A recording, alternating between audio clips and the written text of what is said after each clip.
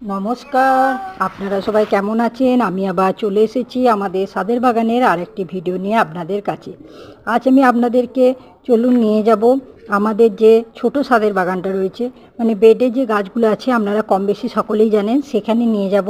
দেখাবো যে দেখুন আমাদের যে আম গাছটা 12 মাসি যে আম গাছ, সেই আম গাছের ডালগুলো কিন্তু আমরা সব কেটে দিলাম, কেটে ফাঙ্গিসাইড দিয়ে দিলাম। আর কেটে দেওয়ার কারণ হলো এবারে যে আমরা আমটা পেয়েছি প্রায় আমই আমাদের পুরো পোকা, মানে এত পোকা হয়েছে যে আমরা আমটা সেভাবে ব্যবহার করতে পারিনি। সেই জন্য কী করলাম, তার জন্য আমার হাজব্যান্ড বললো যে গাছের ডালগুলো ডুলিয়ে দেবো, তাহলে গাছটা ভালো হবে।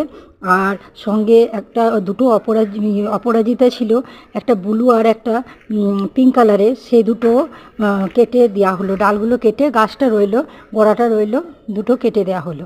আর আমাদের ছাদের বাগানের ভিডিওগুলো আপনারা বেশি বেশি করে দেখুন, শেয়ার লাইক কমেন্ট করে দেবেন, তাহলে